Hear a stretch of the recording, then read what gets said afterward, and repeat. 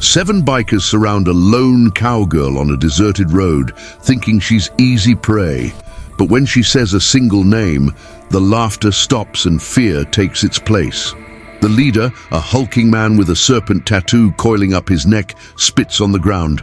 Well, look what we have here, a pretty little cowgirl all alone.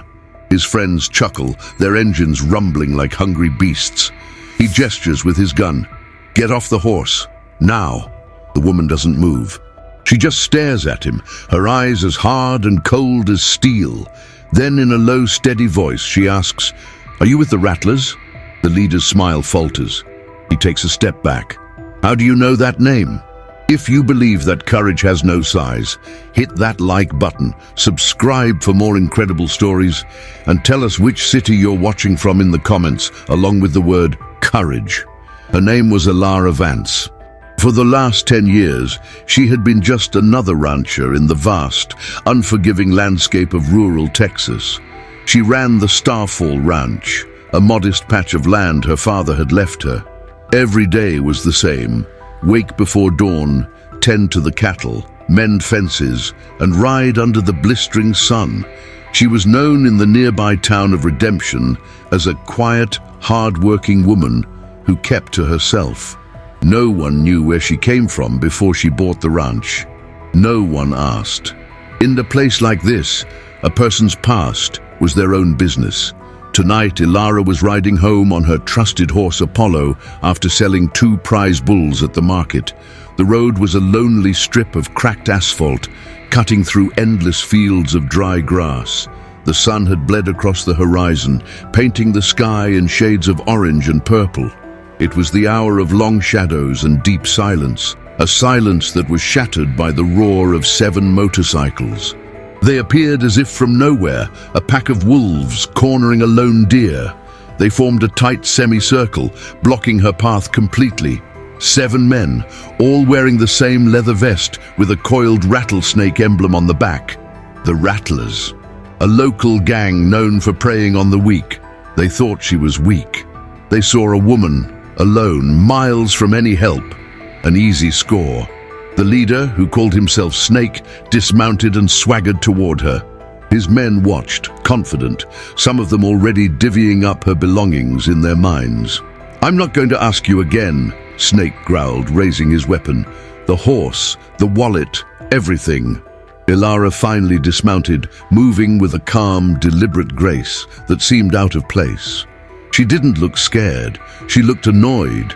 "You boys are a long way from your territory," she said, her voice carrying easily in the still air. "You must be new. Your old boss, Hector, he knew better than to ride this far west." Snake's eyes narrowed. "How do you know about Hector?" Ilara ignored his question.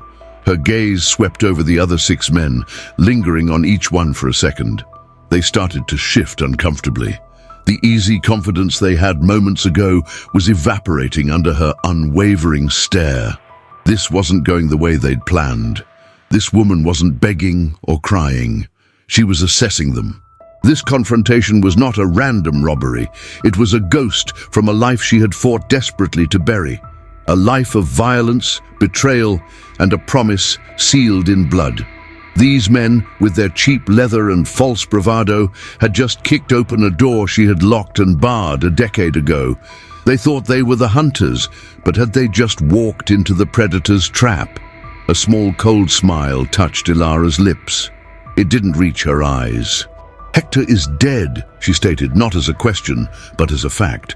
"And you're wearing his patch. That means either you're very brave or very stupid. Which one is it?" Snake flinched as if she'd struck him.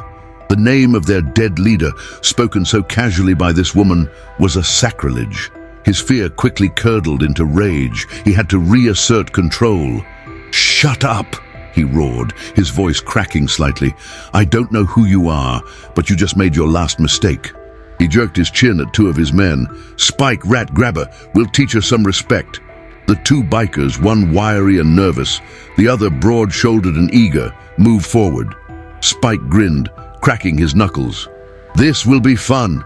He lunged, reaching for her arm. What happened next was a blur of motion. Ilara didn't retreat. She stepped into the attack. Her left hand shot out, not to block, but to redirect Spike's arm, using his own momentum against him. Her right hand moved in a tight, precise arc, striking him sharply at the base of his neck. Spike's eyes went wide with shock. His grin vanished, and he collapsed into the dust without a sound. He wasn't dead, just unconscious. Rat, the wiry one, froze mid-step, his mouth hanging open. He looked from his fallen comrade to Ilara, who now stood in a perfectly balanced stance, her eyes burning with an intensity he had never seen before. It wasn't the look of a rancher. It was the look of a predator. Anyone else? Ilara's voice was dangerously quiet. The remaining 5 men were paralyzed. The entire exchange had taken less than 3 seconds. The easy confidence was gone, replaced by a thick, suffocating dread. They were highway robbers, not trained killers. They preyed on tourists and truckers, not whatever she was. Snake finally broke the spell. He was a leader, and leaders couldn't show fear. He raised his gun again, his hand shaking slightly. "You're dead," he stammered. He never finished the sentence. A sharp whistle cut through the air. Apollo, Ilara's horse, who had been standing patiently, suddenly reared up, his powerful front hooves lashing out. One of the bikers, standing too close to the animal, screamed as a hoof connected with his shoulder, sending him sprawling. The sudden chaos was the only opening Ilara needed. She moved like lightning. In 2 long strides, she was on Snake. She grabbed his gun hand, twisting his wrist with brutal efficiency. A sickening crack echoed in the twilight, and Snake screamed in agony, the weapon clattering to the asphalt. Ilara kicked it away. She spun, grabbing Snake by the front of his vest and slamming him against the side of his own motorcycle. His head hit the metal fuel tank with a dull thud. "I'm going to ask you some questions," she said, her voice a low growl right next to his ear. "You're going to answer them. Understand?" Snake, dazed and clutching his broken wrist, could only nod, his face pale with pain and terror. The other 4 bikers stood frozen, their weapons half raised, unsure of what to do. They knew if they fired, they might hit their leader. More than that, they were terrified of this woman. "Who runs the Rattlers now?" Ilara demanded. "Marcus," Snake gasped. "Hector's son, Marcus." Ilara's grip tightened. The name hit her like a physical blow, a ghost from a past she thought she had escaped. Marcus, arrogant, cruel, and reckless. Of course it was Marcus. Where is he? He operates out of the old Dust Devil bar on the edge of the county, Snake stammered. He sent us out here, said to expand our territory, prove we're not weak like his old man was. Weak? Ilara let out a short, bitter laugh. Your new boss is a fool. Hector wasn't weak, he was smart. He knew which lines not to cross. She shoved Snake away from the bike, and he stumbled to his knees. She picked up the fallen gun, checked the chamber with an expert's familiarity, and leveled it not at Snake, but at the other men. They immediately dropped their weapons. "Go back to Marcus," Ilara commanded, her voice ringing with absolute authority. "Give him a message. You tell him the Starfall Ranch and all the land west of the river is off limits. You tell him he broke a 10-year truce. And you tell him La Sombra sent you." The name hung in the air. La Sombra, the shadow. One of the bikers gasped. It was an old name, a legend whispered in the darkest corners of the criminal underworld. A ghost. "Now get your friends," she said, gesturing with the gun, "and get off my road." The remaining bikers didn't need to be told twice. They scrambled, a disorganized mess of panic and adrenaline. Rat and another biker heaved the unconscious Spike onto the back of a motorcycle, strapping him down like a sack of grain. Another helped the man Apollo had kicked, who was groaning and clutching a clearly dislocated shoulder. Snake cradled his broken wrist, his face a mask of white-hot pain and icy fear. The name she had spoken, La Sombra, echoed in his mind louder than the roar of their engines as they fled into the darkness. It was a name whispered by old-timers, a boogeyman used to scare new recruits. No one believed she was real, until now. They rode hard and fast, the miles back to the Dust Devil Bar a blur of wind and terror. They didn't speak. There was nothing to say. How could they explain that 7-armed men had been systematically dismantled by a single woman on a deserted road? The Dust Devil Bar was exactly what it sounded like. A rundown shack on the edge of nowhere, its neon sign flickering like a dying heartbeat. Inside, the air was thick with the smell of stale beer, sweat, and desperation. A jukebox in the corner played a mournful country song. At a table in the back, sitting like a king on a cheap throne, was Marcus. He was younger than his father, with a cruel mouth and restless eyes that missed nothing. He was surrounded by his inner circle, laughing at some crude joke. The laughter died the moment Snake and his crew stumbled through the door. The music seemed to fade. Every eye in the bar turned to them. They saw the injuries, the missing bikes, the shell-shocked expressions. Marcus's smile vanished, replaced by a dark scowl. He slowly stood up. "What is this?" he asked, his voice dangerously low. "You look like you wrestled a combine harvester and lost. Where's the take?" Snake swallowed hard, his throat dry. He pushed his way to the front. "There was a problem, boss." "A problem?" Marcus repeated, walking toward him. "I sent 7 men to shake down some farmers. What kind of problem could there possibly be?" "A woman," Snake mumbled, avoiding eye contact. Marcus stopped. He let out a short, incredulous laugh. "A woman? Don't tell me a woman did this to you." He gestured to Snake's mangled wrist and the unconscious Spike being carried in. 7 of my best men, taken down by some farm girl." The bar erupted in mocking laughter. Snake's face burned with humiliation. "She wasn't just some farm girl, Marcus. She was different. She knew things. She knew your father." The laughter stopped instantly. Marcus's eyes narrowed to slits. "What did you say?" "She said Hector was smart," Snake reported, his voice gaining a bit of strength. "She said he knew which lines not to cross. She said you broke a 10-year truce." A heavy silence fell over the room. An old, grizzled biker in the corner, a man named Grizz, who had ridden with Hector for 20 years, slowly put down his beer. His face was pale. Marcus ignored him. He was focused on Snake. "What else did she say?" Snake took a deep breath. This was it. "She said to tell you the Starfall Ranch and everything west of the river is off limits." "And she said to tell you?" He hesitated, the name feeling like poison on his tongue. "She said to tell you La Sombra sent us." The name hit the room like a physical shockwave. Several of the younger bikers looked confused, but the older ones, like Grizz, froze. Their faces showed a deep primal fear.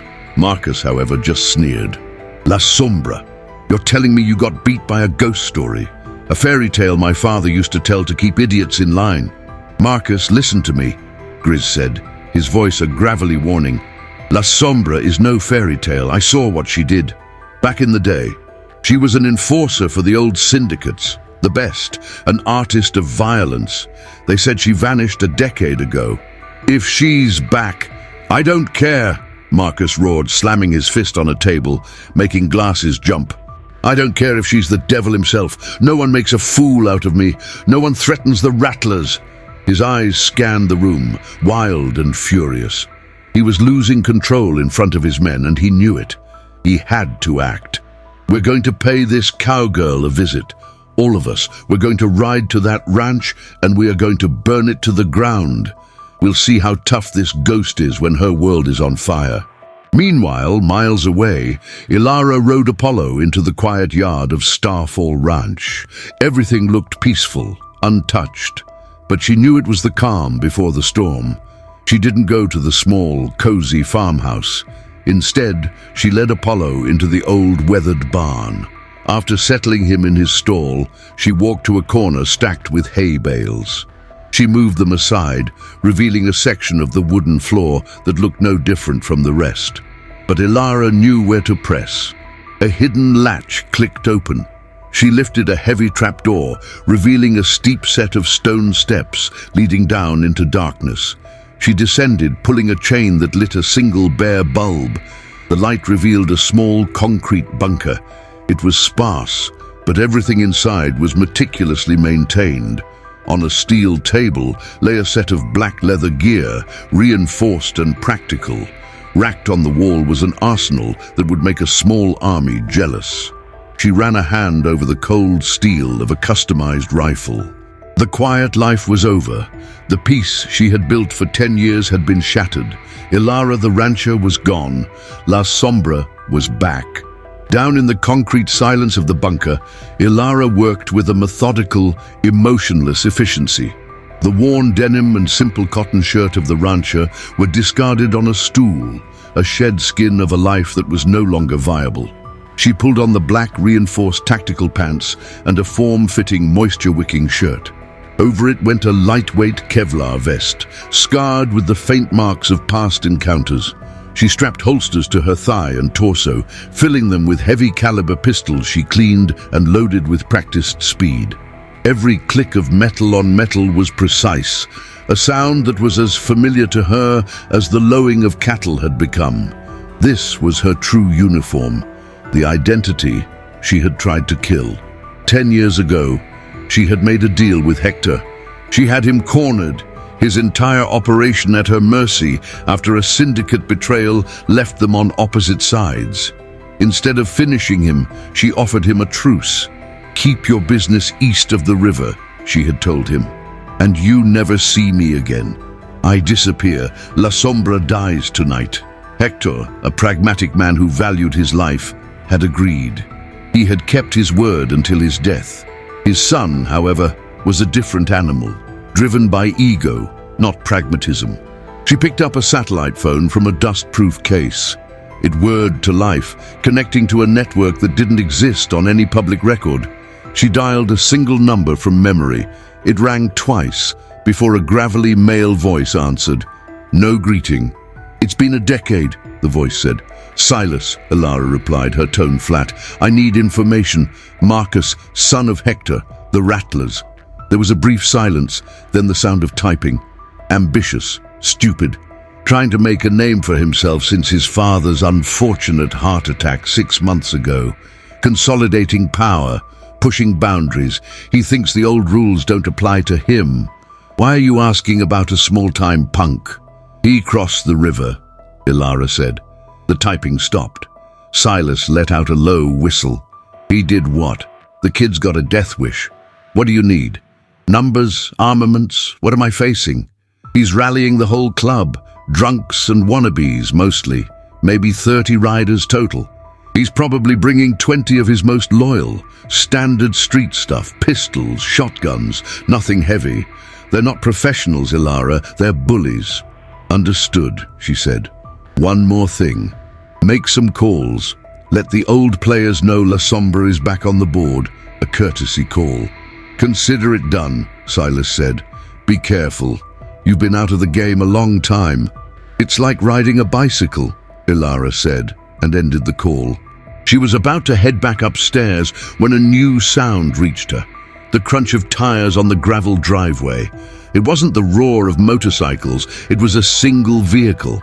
She moved to a small, hidden periscope that gave her a view of the yard. A police cruiser. Sheriff Brody. Cursing under her breath, she quickly threw a large canvas tarp over the weapons table and pulled her discarded rancher's jacket on over her tactical vest. She climbed the steps, closed the trapdoor just as the sheriff knocked on the barn door. "Ilara, you in there?" his voice called out. She opened the door, squinting into the last rays of sunlight. Sheriff Brody was a good man, a few years from retirement, with a kind face weathered by the Texas sun. He knew her as the quiet woman who sold prize-winning cattle and always donated to the town bake sale. "Sheriff," she said, keeping her voice even. "Everything all right?" "Well, that's what I came to ask you," he said, tipping his hat. "Saw a bunch of rattlers tearing down the highway like their tails were on fire. Looked pretty banged up. They were coming from this direction. You didn't have any trouble, did you?" Here was the line, the boundary between her two worlds. "Just some city boys who got lost," she lied smoothly. "Asked for directions. Seemed like they were in a hurry. Brody studied her face. He saw the jacket, but maybe he also saw the tension in her jaw, the way her eyes kept scanning the horizon. "You sure? They're bad news, Ilara. If they gave you any trouble, you need to tell me." "I can handle myself, Sheriff," she said, a little more sharply than she intended, "but I appreciate you checking in." He nodded slowly, though he didn't look entirely convinced. "All right then, just lock your doors tonight. Something doesn't feel right." "Will do," she said. As he drove away, Ilara watched the dust settle. He was a good man in a town that didn't deserve what was coming. Protecting him, protecting this place, was part of why she had built this life.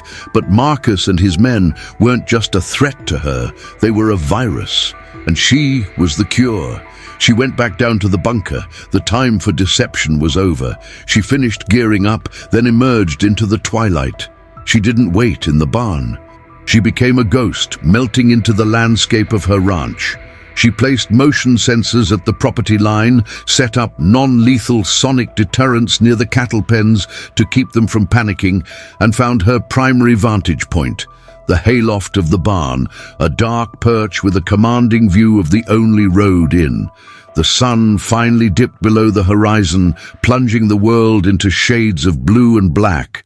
In the far distance, she heard it, a low, growing rumble, the sound of approaching engines. The hunt was coming to her, and she was ready. The rumble grew into a roar, a wave of sound that vibrated through the wooden beams of the barn. Then the headlights appeared, a swarm of angry yellow eyes cutting through the night. They spilled onto her property, 20 motorcycles fanning out in a practiced, intimidating formation. They stopped in the main yard, their engines idling, creating a deafening chorus. Marcus rode to the front, cutting his engine so his voice could carry. He dismounted, a shotgun held loosely in one hand. He scanned the dark, silent farmhouse, the quiet barn. "All right, Ghost," he yelled, his voice dripping with false bravado. "Party's here. We know you're in there. You wanted to send a message? Well, I'm here to deliver the reply." His men laughed, cocking their weapons, feeding off his energy. They were a pack, confident in their numbers. They saw an empty yard and a dark house. They didn't see the woman in the hayloft, watching them through the scope of a high-powered rifle loaded with non-lethal beanbag rounds. She wasn't aiming at them. She was aiming at the main breaker box on a pole just outside the yard. Ilara didn't answer Marcus's taunt. She simply squeezed the trigger. The round hit the metal box with a loud clang. A shower of sparks erupted, and every light on the property, the porch light, the yard lamps, flickered and died. Simultaneously, a series of powerful military-grade floodlights she had wired to a separate generator roared to life from the roof of the barn and the top of the silo. The yard was instantly bathed in blinding white light, aimed directly at the bikers. They were caught completely off guard, yelling in surprise and pain as their night vision was destroyed. They raised their hands to shield their eyes, disoriented and confused. "What the hell was that?" one of them shouted. "Find her!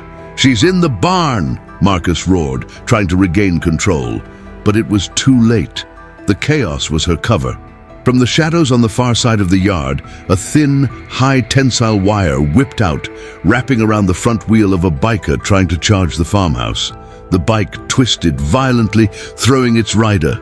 From another direction, a weighted net shot out from a hidden launcher, entangling 2 more men who were fumbling for their guns.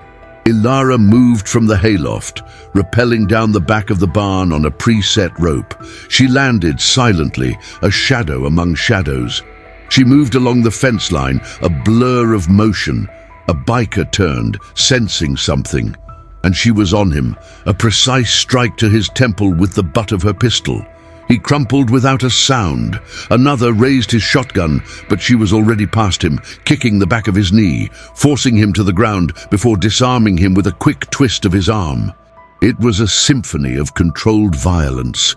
They were a disorganized mob. She was a surgeon.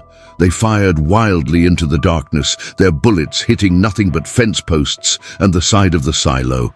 They were fighting a ghost, and they were losing. Marcus watched in disbelief as his men were picked off one by one. Panic began to set in, overriding his ego. His grand show of force was turning into a humiliating disaster. He saw Snake, his broken wrist in a crude sling, trying to rally the few men still standing. "Forget her!" Marcus screamed, his voice raw with fury and desperation. "The house! Burn it all to the ground!" That was the line, the one he should never have crossed.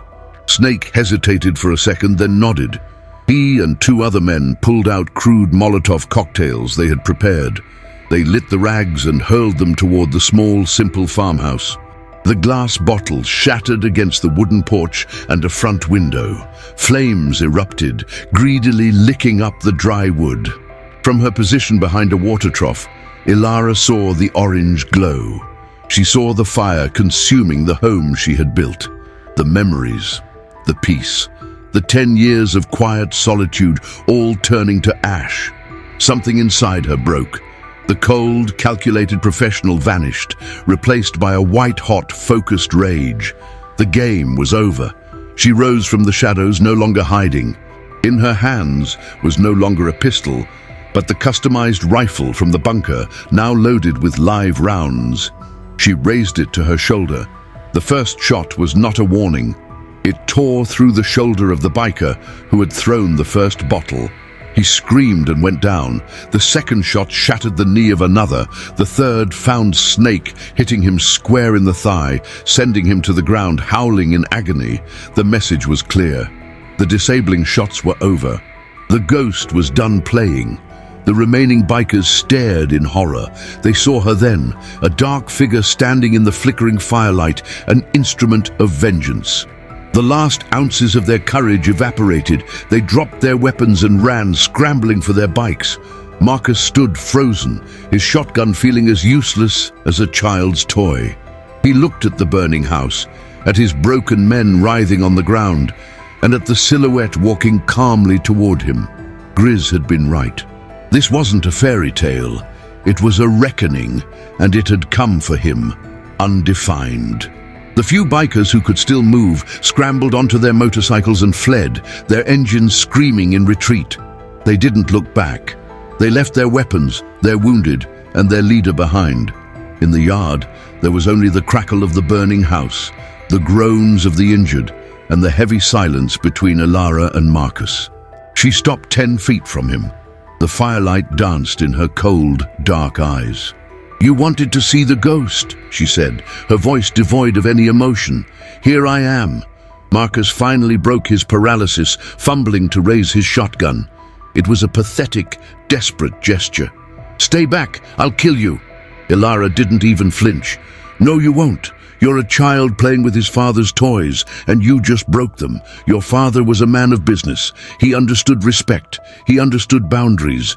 You understand nothing." "My father was weak," Marcus spat, though his voice trembled. "He was afraid of a myth." "Your father was alive," Ilara corrected him. "That was his strength." She took another step forward. The barrel of her rifle was pointed at the ground, a sign of contempt. She didn't even consider him a threat. "This is what's going to happen. The Rattlers are done, tonight. You're going to disband the club. You're going to burn your vests. You're all going to scatter and find new lives. This territory is clean now." Marcus laughed, a high, unhinged sound. "You think you can just end us? We are the Rattlers. We own this county." "You owned nothing," Ilara said flatly. "You were allowed to exist. That privilege has been revoked." Without warning, she raised her rifle. It wasn't aimed at his head or his chest. She fired. The bullet tore through the leather of his vest, ripping the coiled rattlesnake patch clean off his chest and sending it fluttering into the dirt. Marcus screamed, stumbling backward and falling, clutching his chest even though the bullet hadn't touched his skin. He stared at her, his mind finally comprehending the chasm between them. This wasn't a fight. It was an execution, and she was just toying with him. In the distance, a new sound began to cut through the night, the wail of sirens. Sheriff Brody was coming back, and he was bringing help. Ilara looked toward the sound, then back at the pathetic man on the ground. The law is coming, Marcus. They're going to find your men, your weapons, on my property, next to my burning home. You have one chance. Get on your bike and ride. Tell your remaining men my offer. If I see a single rattler's patch after sunrise tomorrow, I won't be aiming for the leather. Terror finally broke through his ego. Marcus scrambled to his feet and ran to his motorcycle, fumbling with the keys.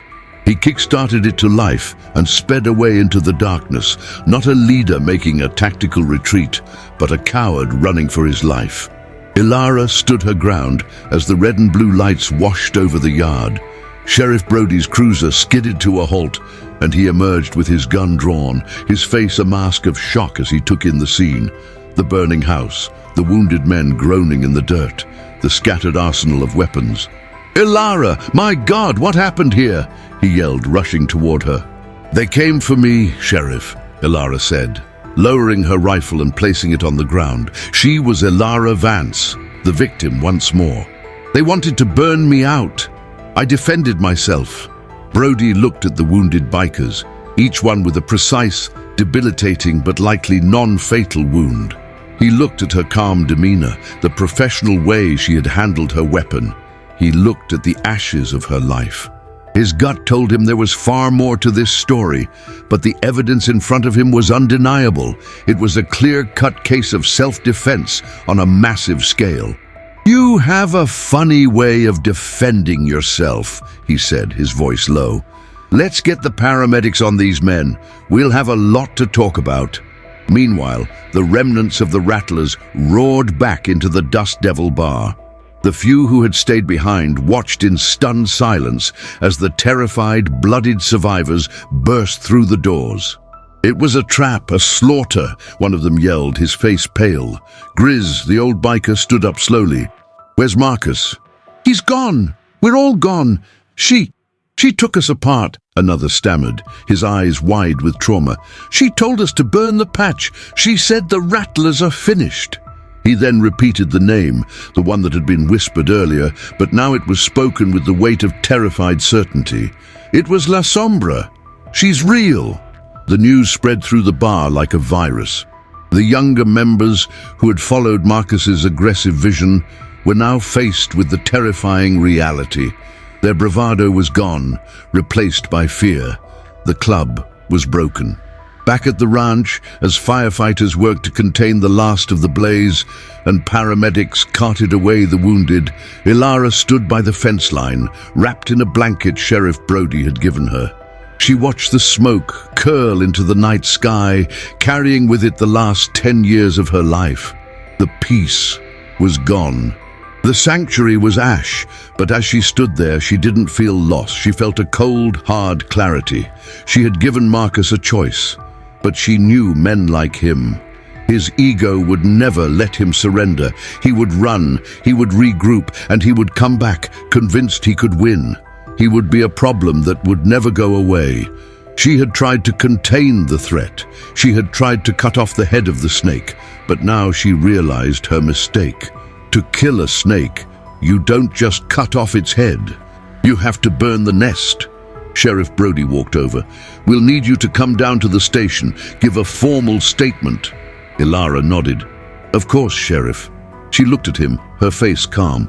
"Just give me a moment." When he turned away, she pulled out her satellite phone. She dialed Silas's number. "They burned my house," she said, her voice like ice. "I'm sorry, Ilara," Silas replied. "I'm not," she said. "It's clarifying. The Rattler's Nest is the Dust Devil bar. I'm going there. I'm ending this for good." There was a long silence on the other end of the satellite phone. Ilara could hear Silas breathing, processing her words. "A direct assault on their clubhouse. Ilara, that's not your style. That's suicide. Their style is fire. My style is whatever the job requires," she replied, her voice flat and hard as stone. "They took away my choice to be peaceful. Now I'll take away their choice to exist. Is Marcus there?" More typing. No, he never went back. He's in the wind. The rest of them are holed up in the bar, leaderless and terrified. They're like rats in a barrel. Good, Ilara said. Rats are easy to exterminate. She ended the call before he could argue further. Hours later, at the county sheriff's office, Ilara sat under the buzzing fluorescent lights of an interrogation room. She had given her statement, a carefully constructed narrative of a woman defending her home from a violent gang invasion. It was all true, just incomplete. Sheriff Brody sat across from her, a cup of lukewarm coffee in his hand. He looked tired. "Your story checks out," he said, rubbing his eyes. "The men we took into custody are all known associates of the Rattlers. Their weapons match the casings we found. The DA is calling it the clearest case of self-defense he's ever seen." He leaned forward, lowering his voice. "But you and I both know there's more to it. The way they were taken down, the precision, the traps. That's not something a simple rancher learns mending fences." Ilara met his gaze without blinking. "The world is a hard place, Sheriff.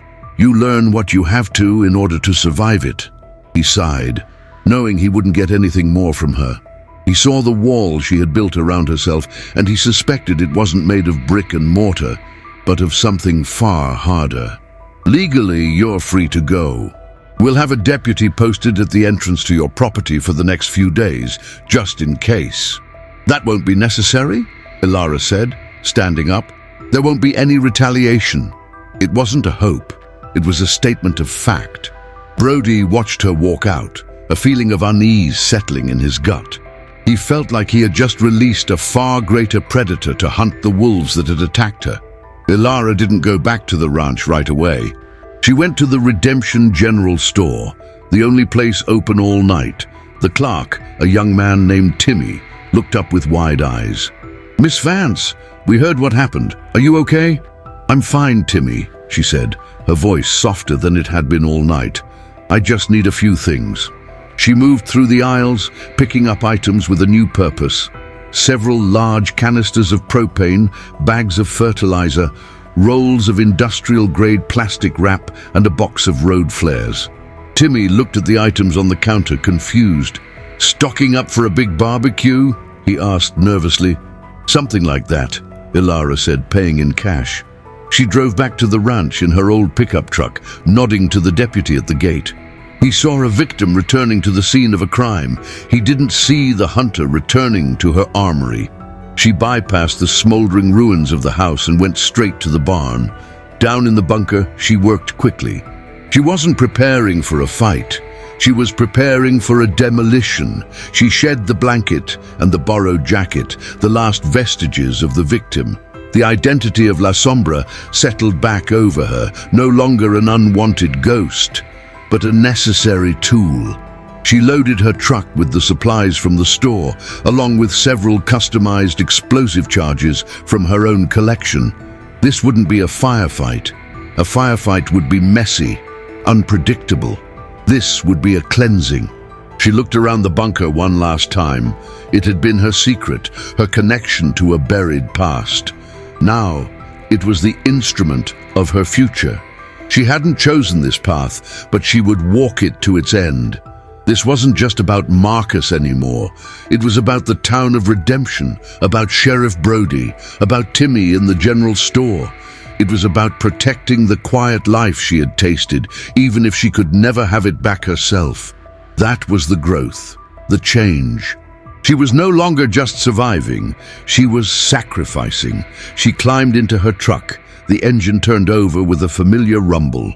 She didn't look at the ashes of her home as she drove away. There was nothing for her there now.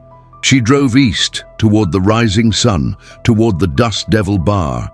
She was no longer a cowgirl cornered on a road. She was La Sombra, and she was going to burn the nest. The Dust Devil Bar was a portrait of defeat. The flickering neon sign seemed to mock the dozen or so bikers huddled inside. They weren't drinking or boasting. They were waiting. Some were packing bags, ready to flee. Others just stared into their beers, their faces grim. The myth of La Sombra, had become a terrifying reality, and the fear was a cancer in the room. Grizz, the old-timer, sat at the bar, methodically cleaning a shotgun. He knew running was pointless. If she wanted them, she would find them. "What's the plan?" a young biker asked him, his voice shaking. "We can't just sit here." Grizz didn't look up from his work. "There is no plan. Marcus made his choice. Now we live with it, or we die with it."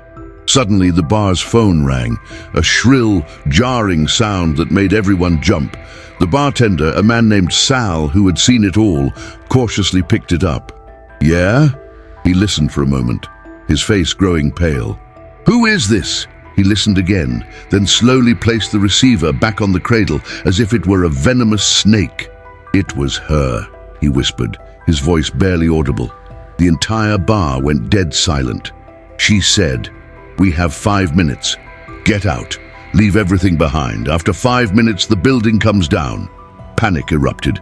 The younger bikers scrambled for the doors, tripping over each other in their haste to escape. They didn't need a second warning.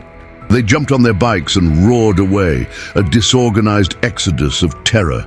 Only Grizz and a handful of the older, more stubborn members remained. "It's a bluff," one of them snarled. "She's one woman. She can't take down a whole building." Grizz finally looked up, his eyes weary. "You didn't see what I saw back in the day. You don't know what she's capable of. This isn't a threat. It's a courtesy." He stood up, leaving the shotgun on the bar. "I'm not dying for Marcus's pride." He walked out the door, not running, but with the slow, deliberate pace of a man who had accepted his defeat. One by one, the others followed, their bravado crumbling into dust. Ilara watched them go from a ridge half a mile away, looking through a pair of powerful binoculars. She saw the last motorcycle disappear down the highway. The 5 minutes were up. She had given them a chance to walk away. Her war was with the Rattlers as an organization, not with every lost soul who wore their patch. She drove her truck down a dirt access road, parking it behind the now empty bar. Under the faint light of a waning moon, she worked with silent, practiced efficiency. This was her true art form, not the chaotic violence of a brawl, but the cold, calculated science of demolition. She placed charges at key structural points of the building, load-bearing walls, support beams in the foundation. She ran detonation cords, linking them all to a single receiver. Inside the bar, she opened the valves on the propane tank she'd bought, letting the gas fill the enclosed space.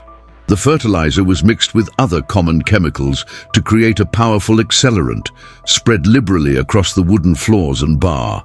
It was a masterpiece of destruction, designed not just to demolish, but to erase, to leave nothing behind but a crater and a memory. As she was making her final connections, a lone headlight appeared on the road. It wasn't a motorcycle. It was a beat-up sedan. It pulled into the bar's parking lot and Marcus got out. He looked haggard, his face a mess of dirt and tear tracks. His ego had been shattered, but in its place, something even more dangerous had grown. Pure, nihilistic rage. He had lost everything, his club, his father's legacy, his respect. He had nothing left to lose. He held a detonator in his hand, a crude homemade device wired to a duffel bag in his car. He had come back not to fight but to die, and to take his enemy with him. "I know you're here, you witch!" he screamed into the night, his voice cracking. "You want to erase the Rattlers? Fine, let's go out together, a big ball of fire." Ilara froze, hidden in the shadows at the back of the building. This complicated things. She had planned for a clean, surgical demolition. She had not planned for a suicidal madman. She could pick him off from a distance, but he might trigger his own bomb in his dying spasm. She had to get closer. She had to disarm him. She holstered her rifle and drew a pistol fitted with a suppressor. The final confrontation wouldn't be a grand explosion. It would be a quiet, intimate dance in the dark, with the fate of both of them hanging on a single desperate move. She began to circle around the building, using the darkness as her cloak. The hunter was now stalking her final prey. Marcus stood in the middle of the parking lot, a wild look in his eyes, scanning the darkness, waiting for the ghost to appear one last time. He was ready to die. She was determined to make sure he died alone. Ilara moved with the silence of a predator. Gravel crunched softly under her boots as she hugged the wall of the bar, staying just outside the weak pool of light cast by the single working bulb on a telephone pole. Marcus was a wreck, a cornered animal. His eyes darted wildly, and his thumb hovered nervously over the button on his detonator. He was unpredictable, and that made him dangerous. "Come on out," he yelled, his voice a ragged plea. "Face me! Let's end this like my father should have ended you years ago. Your father was smart enough to know when he was beaten." Ilara's voice came from the darkness to his left. Marcus spun, startled, aiming a pistol he'd pulled from his waistband. He fired twice, the shots echoing loudly in the night. The bullets sparked off the metal siding of an old ice machine, nowhere near her. "He made a deal to protect you." Ilara's voice now came from his right, a disembodied whisper that seemed to come from everywhere at once. She was using the acoustics of the empty lot, the angles of the building, to disorient him. "Liar!" Marcus screamed, firing again, this time at a shadow that looked vaguely human. "He was a coward. He let you walk away." "He let you grow up," Ilara said, her voice now directly behind him. He spun around, his face a mask of terror, but there was nothing there. Just the empty road stretching into the darkness. He was unraveling, his sanity fraying with every word she spoke. "I gave you a chance, Marcus," she said, her voice now calm and close. "I let you run. Why did you come back?" "To finish it," he roared, turning in a slow circle. "There's no rattlers without me. There's no me without the rattlers. We all burn together." That was the opening she needed. While he was lost in his own monologue, she slipped out from behind his sedan. She wasn't 10 feet away. He finally saw her, his eyes widening in shock. He raised his pistol and the detonator at the same time. But Ilara was faster. The suppressed shot from her pistol was a soft thwip. It didn't hit his chest or his head. It hit his hand, the one holding the detonator. The impact shattered the bones in his fingers, and the device flew from his grasp, skittering across the asphalt. He screamed in pain and shock, dropping his pistol as he clutched his ruined hand. Ilara closed the distance in 2 strides. She kicked his fallen pistol away, then brought the butt of her own gun down hard on the side of his head. Marcus collapsed in a heap, unconscious. The final battle wasn't a blaze of glory. It was a pathetic, one-sided beatdown in a dusty parking lot. She stood over him for a moment, the adrenaline slowly receding. She looked at the detonator lying on the ground, then at the duffel bag in his car. She quickly disarmed his crude bomb, a simple but effective device that would have caused significant damage. She dragged Marcus's unconscious body a safe distance away, propping him up against a fence post. Then she walked back to her own truck, pulling out her own detonator. It was time to finish the job. She looked at the Dust Devil bar, the symbol of the fear the rattlers had spread for years. She thought of her burning home, of the quiet life they had stolen from her. This wasn't just revenge for her, it was justice for the entire county. She pressed the button. There was a low thump, a sound more felt than heard, as the primary charges in the foundation went off. The building seemed to lift up for a split second. Then it imploded. The propane and accelerants ignited a moment later, creating a massive fireball that roared into the night sky, turning the darkness into a brief, violent dawn. The sound of the explosion was a deep, guttural roar that rolled across the plains for miles. Ilara watched, her face illuminated by the flames as the nest burned.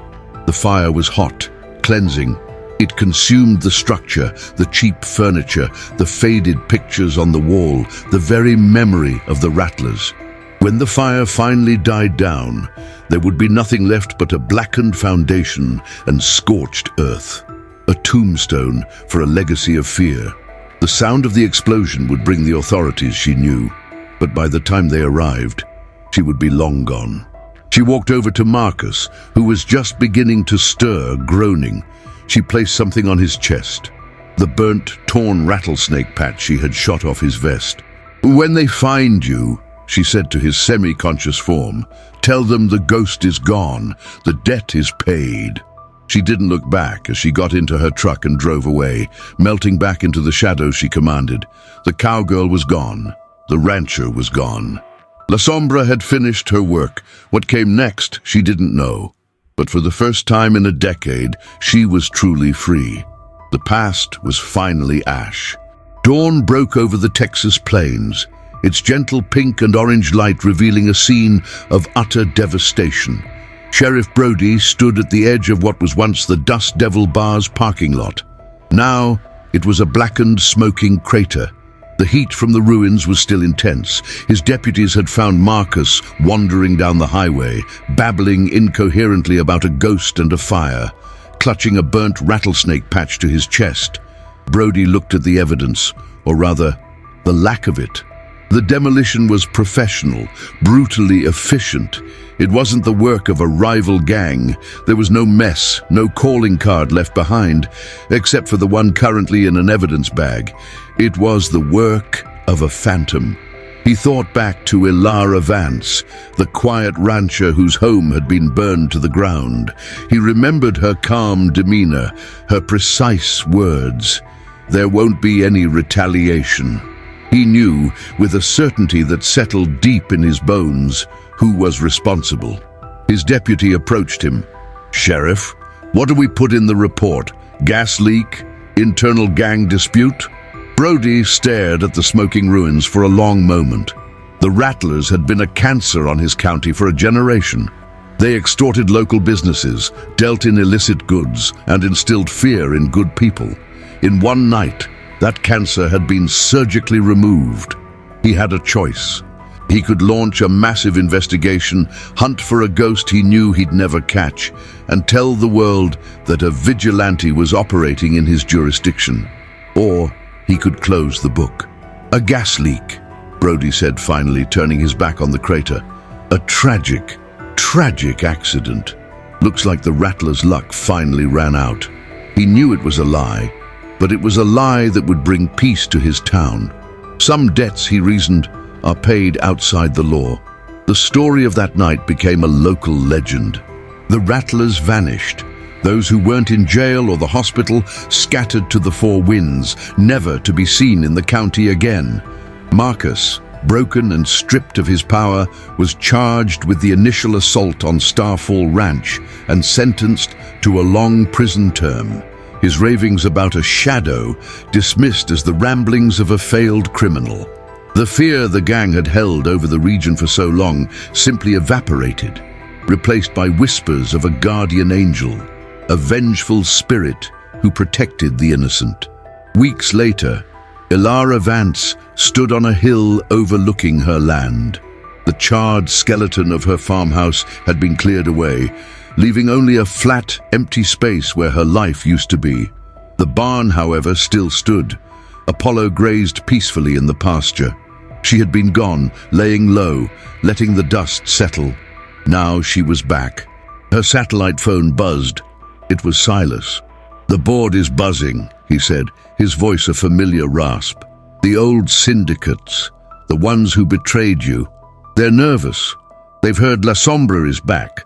There's a lot of money on the table for someone with your skills, old scores to settle."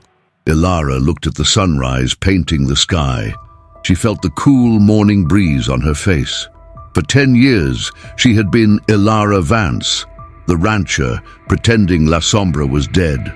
For one night, she had been La Sombra, the killer, believing Ilara Vance was dead. Now, standing on her own land, she finally understood. They were both her. One was the tool, the other was the purpose. "That life is over, Silas," she said, her voice clear and steady. "La Sombra is a ghost. Let her stay that way." "What will you do?" he asked. "I'm going to rebuild," she said.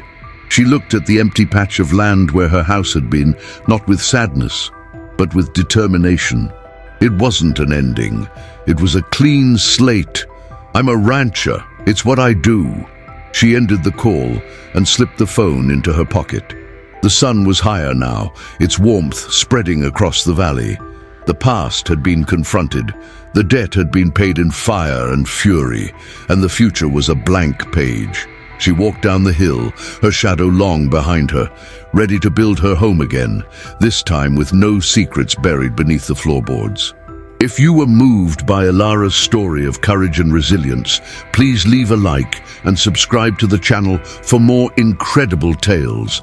And if you made it this far, comment, "I watched until the end," to let us know you're a true fan. Click on the video on your screen right now for another story you won't want to miss, Undefined. 1 year later, a new house stood on the foundation of the old one. It was smaller, simpler, with wide windows that let in the morning sun. The scent of fresh lumber had replaced the smell of ash. Ilara Vance sat on the porch, sipping coffee, watching her cattle graze in the distance. The Starfall Ranch was alive again, reborn from the fire. The town of Redemption was reborn too. Without the rattlers bleeding it dry, businesses were recovering, new families were moving in. The fear that had been a constant low hum in the background of daily life was gone. The story of the night the rattlers disappeared had become folklore. They called it the Night of the Cleansing Fire. Most people credited Sheriff Brody and a well-timed federal raid that never actually happened.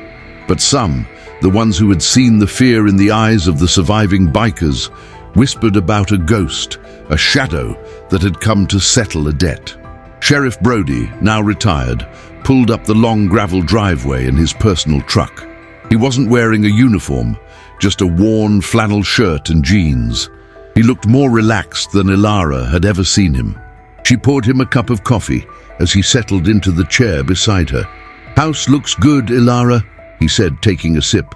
"It's a start," she replied. "Feels like home." They sat in comfortable silence for a while. A silence built on unspoken truths. "I visit Marcus sometimes," Brody said, looking out at the horizon. "In prison. He's a broken man. Still talks about you. The ghost who took everything from him." "He took it from himself," Ilara said, her voice even. "He was given a choice." That he was," Brody agreed. He put his cup down. "The county is better off, quieter, safer. People are sleeping soundly for the first time in years." It was the closest he would ever come to thanking her. It was all that needed to be said. "That's good to hear, Bill," she said, using his first name for the first time. He smiled, a genuine, tired smile. "Just wanted to see how you were settling in. Looks like you're doing just fine." He stood up, tipped a hat he was no longer required to wear, and drove away, leaving her in the peaceful quiet of her new life. After he was gone, Ilara walked to the barn. The air inside was cool and smelled of hay and leather. She walked to the back corner, to the spot where the trap door had been. It was no longer there. In its place was a smooth, solid slab of concrete, flush with the wooden floor. A week after her return, she had gone down into the bunker one last time. She hadn't destroyed the weapons. That would have been wasteful, and some part of her knew that tools were just tools. Instead, she had meticulously packed everything away in sealed, oil-treated crates. She left them on their racks, a silent arsenal in a buried tomb. Then she had mixed bag after bag of concrete by hand. The work was grueling, her muscles aching with the effort. With each shovel of wet cement she poured into the opening, she felt the weight of her past being buried. The final scrape of the trowel, smoothing the surface, was a final, definitive period on a long and violent chapter of her life. La Sombra was not dead. She was simply retired. The skills, the memories, the capacity for violence, they were all still there, locked away in a concrete vault beneath her feet, but they no longer defined her. She emerged from the barn into the golden light of the late afternoon. Apollo trotted over to the fence, nuzzling her hand. She was Ilara Vance, a rancher, a survivor, a woman who had walked through fire and come out the other side, ready to build something new from the ashes. She was finally, completely home. It began with 7 men, full of arrogance and pride, underestimating one woman on a dusty road. It ended with an entire criminal legacy, a generation of fear turned to ash under the Texas moon. Ilara Vance's story is a powerful reminder that the deepest courage and the most lethal capabilities are often found in the quietest souls. They saw a lone cowgirl and thought she was the prey, but they had unknowingly cornered a predator who had painstakingly built a life of peace. By burning down her home, they didn't break her spirit. They simply set her free from the peaceful identity she had adopted as a shield. In their foolishness, they unleashed the very ghost their fathers and predecessors had been wise enough to fear. But the true climax of this story wasn't the thunderous explosion that leveled the Dust Devil bar. It was the quiet, deliberate decision 1 year later to mix and pour concrete over the entrance to her violent past. That act was more final than any gunshot. It was the choice to rebuild, not just her house, but her life, on her own terms, with her eyes fixed on the horizon, not on the shadows behind her. She proved that true strength isn't just about the capacity for violence, it's about having the wisdom to control it, to know when the fight is truly over, and to have the courage to choose peace. And what about Sheriff Brody? His decision to officially label the demolition a gas leak forces us to ask a difficult question. Is true justice always found within the rigid lines of a courtroom? Or are there times when the world needs a shadow, a ghost, to balance the scales in a way the law simply cannot? Ilara became the justice her town desperately needed, a silent guardian who asked for nothing in return but the right to live quietly, a right she had to earn back with fire and fury. What would you have done in her place? When does a victim earn the right to become the hunter? We believe that everyone has a hidden strength, a la sombra of their own, waiting for the moment life pushes them too far. If this story of resilience and righteous vengeance resonated with you, please show your support by hitting that like button. Every single like tells the platform that stories of quiet strength and unexpected courage deserve to be seen and heard by a wider audience. And if you're not already part of our community of story lovers, take a moment to hit subscribe and ring that notification bell so you never miss a tale of justice being served. We read every single one of your comments, and they are the fuel for this channel. To show us that you are one of our most dedicated viewers, please take a moment to comment below with the phrase, "I watched until the end." This isn't just a comment. It's a signal to us and to the entire platform that you value deep storytelling. It helps us find more people just like you. Thank you for joining us on this incredible journey, but it doesn't have to end here. There is another story of unexpected justice, hand-picked for our dedicated viewers, waiting for you right now. It's on your screen. Don't wait. Click on that video, and we will see you there.